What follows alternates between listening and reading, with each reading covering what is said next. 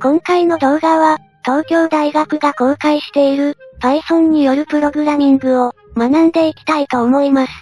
この動画は、教材内容を抜粋して進めていきますので、ご了承ください。今回は、マップについて学んでいきます。内包表記の例です。リストの各要素に、関数アブソリュートが適用された結果がリストになります。同様のことを、公開関数マップを用いて行うことができます。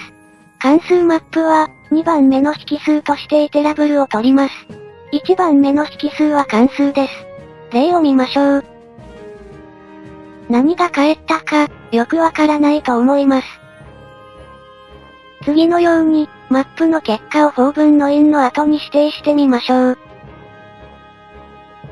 すなわち、マップが返すものはイテレータです。このイテレータは、2番目の引数のイテラブルの各要素に、関数アブソリュートを適用したものを、次々と返すようなイテレータです。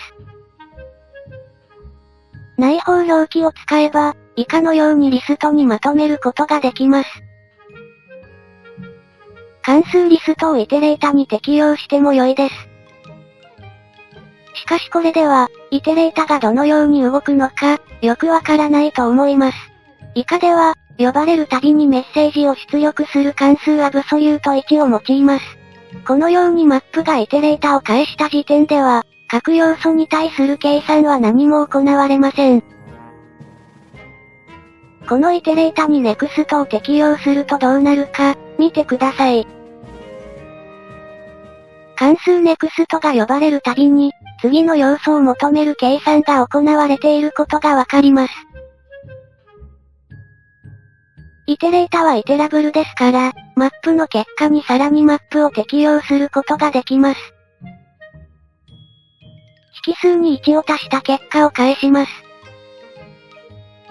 関数サムはマックスと同様に、イテラブルを受け取って、その要素の総和を返します。